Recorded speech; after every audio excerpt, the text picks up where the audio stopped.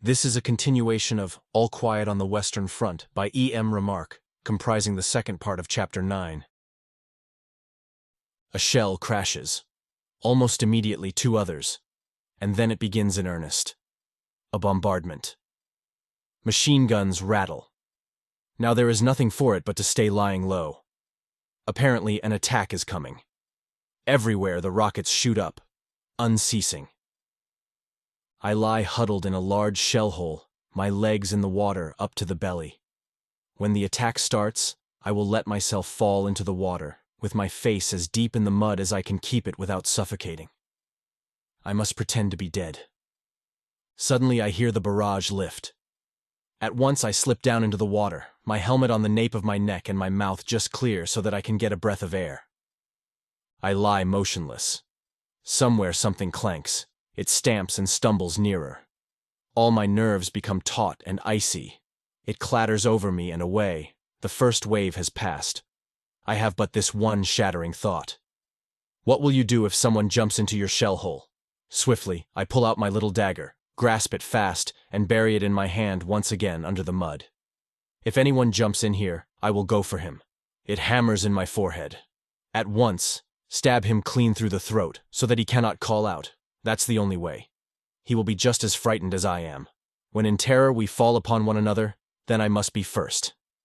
Now our batteries are firing. A shell lands near me. That makes me savage with fury. All it needs now is to be killed by our own shells.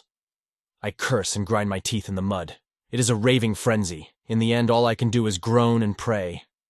The crash of the shells bursts in my ears.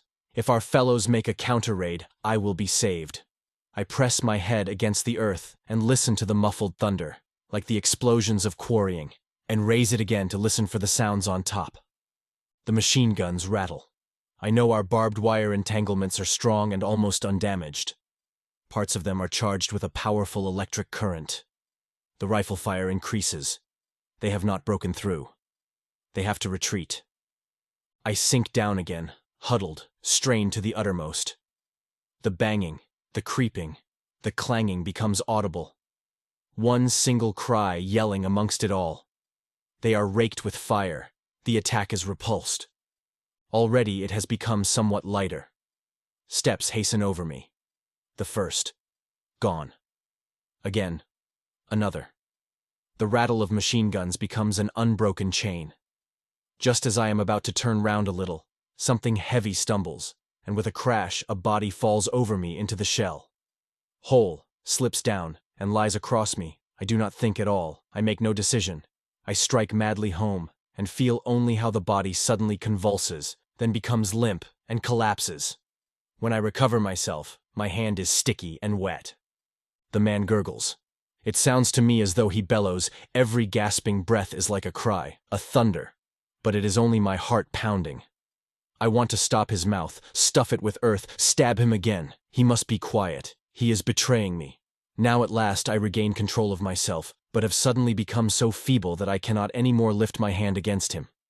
So I crawl away to the farthest corner and stay there, my eyes glued on him, my hand grasping the knife, ready, if he stirs, to spring at him again. But he won't do so anymore. I can hear that already in his gurgling. I can see him indistinctly. I have but one desire: to get away. If it is not soon, it will be too light. It will be difficult enough now. Then as I try to raise up my head, I see it is impossible already. The machine gun fire so sweeps the ground that I should be shot through and through before I could make one jump. I test it once with my helmet, which I take off and hold up to find out the level of the shots. The next moment it is knocked out of my hand by a bullet. The fire is sweeping very low to the ground. I am not far enough from the enemy line to escape being picked off by one of the snipers if I attempt to get away. The light increases, burning. I wait for our attack. My hands are white at the knuckles. I clench them so tightly in my longing for the fire to cease so that my comrades may come. Minute after minute trickles away. I dare not look again at the dark figure in the shell hole. With an effort I look past it and wait. Wait. The bullets hiss, they make a steel net, never ceasing. Never ceasing. Then I notice my bloody hand and suddenly feel nauseated. I take some earth and rub the skin with it. Now my hand is muddy, and the blood cannot be seen anymore. The fire does not diminish. It is equally heavy from both sides. Our fellows have probably given me up for lost long ago. It is early morning, clear and gray. The gurgling continues. I stop my ears, but soon take my fingers away again, because then I cannot hear the other sound. The figure opposite me moves. I shrink together and involuntarily look at it. Then my eyes remain glued to it. A man with a small pointed beard lies there. His head is fallen to one side. One arm is half bent. His head rests helplessly upon it. The other hand lies on his chest. It is bloody. He is dead, I say to myself. He must be dead. He doesn't feel anything anymore. It is only the body that is gurgling there. Then the head tries to raise itself. For a moment the groaning becomes louder. His forehead sinks back upon his arm. The man is not dead. He is dying. But he is not dead. I drag myself toward him, hesitate, support myself on my hands, creep a bit farther, wait. Again, a terrible journey of 3 yards. A terrible journey. At last I am beside him. Then he opens his eyes. He must have heard me, for he gazes at me with a look of utter terror. The body lies still, but in the eyes there is such an extraordinary expression of fright that for a moment I think they have power enough to carry the body off with them. Hundreds of miles away with one bound. The body is still perfectly still, without a sound. The gurgle has ceased. But the eyes cry out, yell. All the life is gathered together in them for one tremendous effort to flee, gathered together there in a dreadful terror of death, of me. My legs give way and I drop on my elbows. No, no, I whisper. The eyes follow me. I am powerless to move so long as they are there. Then his hand slips slowly from his breast. Only a little bit. It sinks just a few inches. But this movement breaks the power of the eyes. I bend forward, shake my head and whisper, "No, no, no." I raise one hand. I must show him that I want to help him. I stroke his forehead. The eyes shrink back as the hand comes, then they lose their stare. The eyelids droop lower. The tension is past. I open his collar and place his head more comfortably. His mouth stands half open. It tries to form words. The lips are dry. My water bottle is not there. I have not brought it with me. But there is water in the mud, down at the bottom of the crater. I climb down, take out my handkerchief, spread it out, push it under, and scoop up the yellow water that strains through into the hollow of my hand. He gulps it down. I fetch some more. Then I unbutton his tunic in order to bandage him if it is possible. In any case, I must do it, so that if the fellows over there capture me, they will see that I wanted to help him, and so will not shoot me. He tries to resist, but his hand is too feeble. The shirt is stuck and will not come away. It is buttoned at the back, so there is nothing for it but to cut it open. I look for the knife and find it again. But when I begin to cut the shirt, the eyes open once more, and the cry is in them again, and the demented expression, so that I must close them, press them shut and whisper, "I want to help you, comrade. Camarade, camarade, camarade." Eagerly repeating the word, to make him understand. There are 3 stabs. My field dressing covers them. The blood runs out under it. I press it tighter. There. He groans. That is all I can do. Now we must wait. Wait. These hours. The gurgling starts again, but how slowly a man dies. For this I know, he cannot be saved. I have indeed tried to tell myself that he will be, but at noon this pretense breaks down and melts before his groans. If only I had not lost my revolver crawling about, I would shoot him. Stab him I cannot. By noon I am groping on the outer limits of reason. Hunger devours me. I could almost weep for something to eat. I cannot struggle against it. Again and again I fetch water for the dying man and drink some myself. This is the first time I have killed with my hands, whom I can see close at hand, whose death is my doing. Cat and Kropp and Müller have experienced it already, when they have hit someone. It happens to many, in hand-to-hand fighting especially. But every gasp lays my heart bare. This dying man has time with him. He has an invisible dagger with which he stabs me. Time and my thoughts. I would give much if he would but stay alive. It is hard to lie here and to have to see and hear him. In the afternoon, about 3, he is dead. I breathe freely again, but only for a short time. Soon the silence is more unbearable than the groans. I wish the gurgling were there again, gasping, hoarse, now whistling softly and again hoarse and loud. It is mad what I do, but I must do something. I prop the dead man up again so that he lies comfortably, although he feels nothing anymore. I close his eyes. They are brown. His hair is black and a bit curly at the sides. The mouth is full and soft beneath his mustache. The nose is slightly arched, the skin brownish. It is now not so pale as it was before, when he was still alive.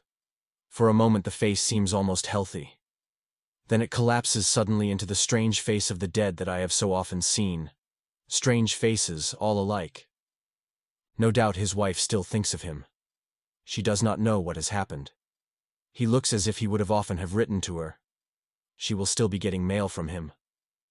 Tomorrow, in a week's time, perhaps even a stray letter a month hence. She will read it, and in it he will be speaking to her. My state is getting worse. I can no longer control my thoughts. What would his wife look like? Like the little brunette on the other side of the canal. Does she belong to me now? Perhaps by this act she becomes mine. I wish Kantorek were sitting here beside me. If my mother could see me.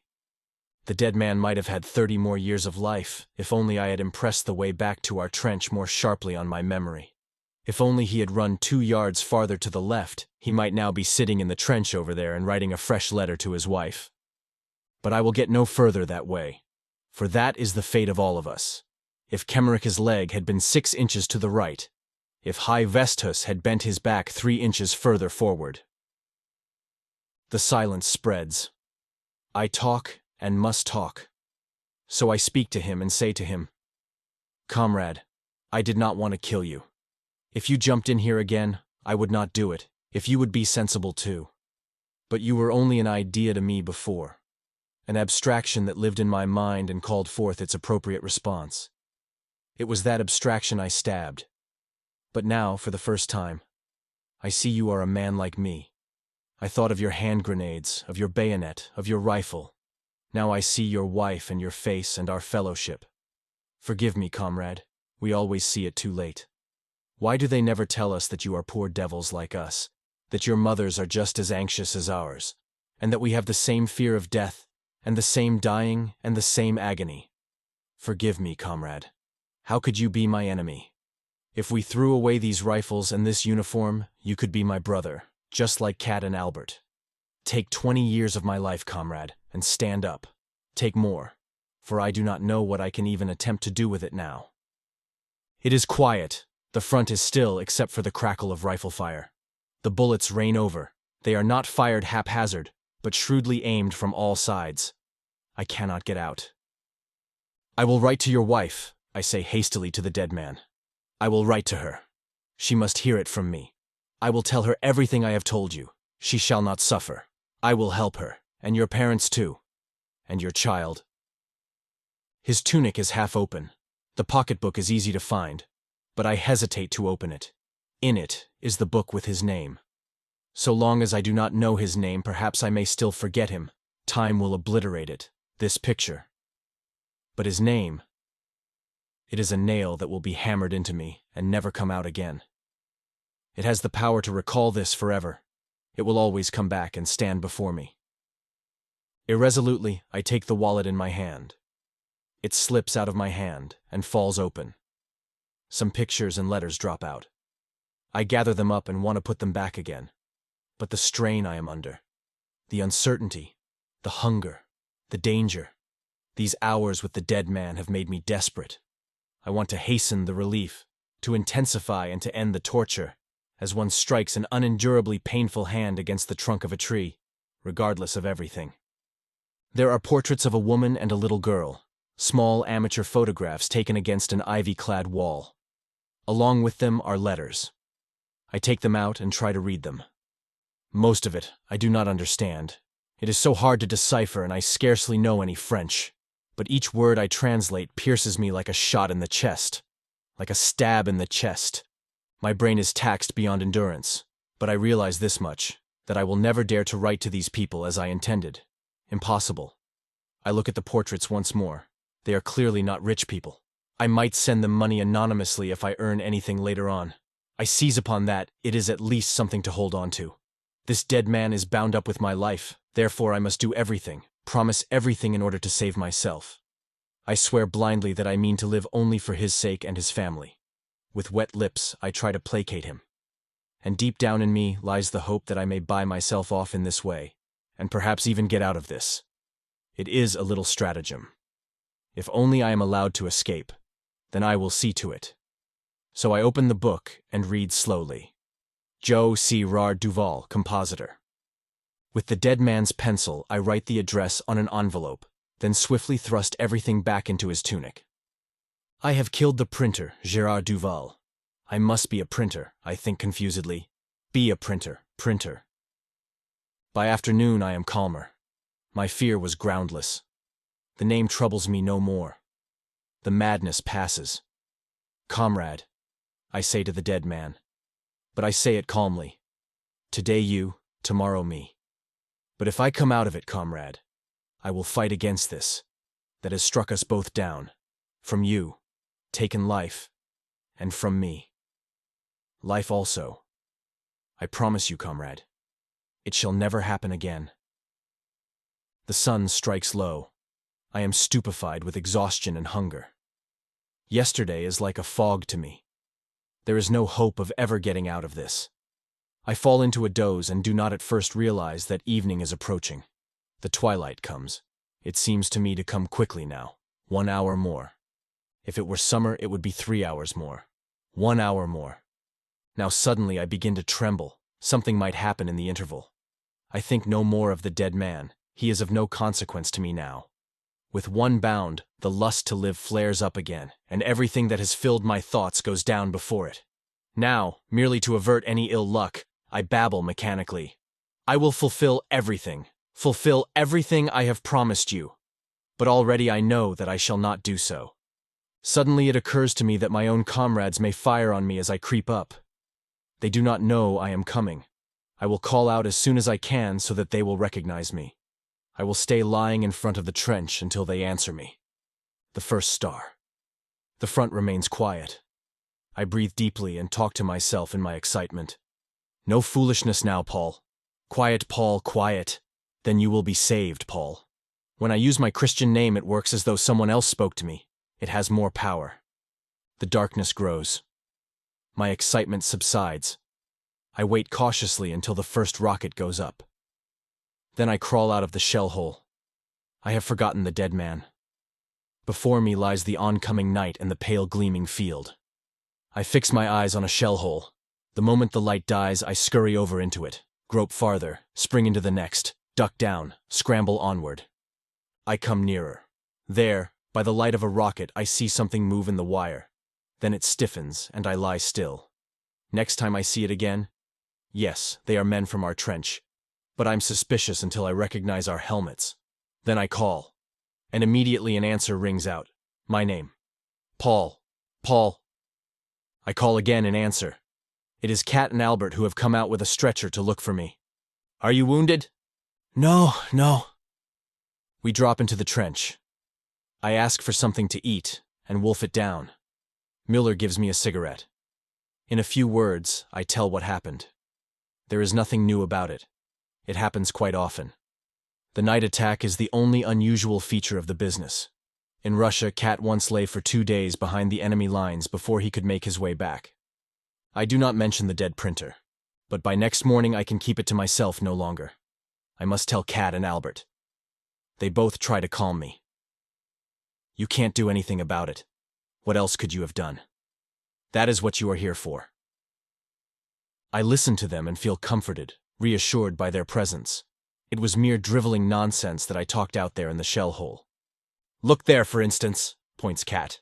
On the fire step stand some snipers. They rest their rifles with telescopic sights on the parapet and watch the enemy front. Once and again a shot cracks out. Then we hear the cry, "That's found a billet!" Did you see how he leapt in the air? Sergeant Enrich turns round proudly and scores his point. He heads the shooting list for today with 3 unquestionable hits. What do you say to that? Asks Kat. I nod. Yeah. If he keeps that up, he will get a little colored bird for his buttonhole by this evening, says Albert. Or rather, he will soon be made acting sergeant major, says Kat. We look at one another.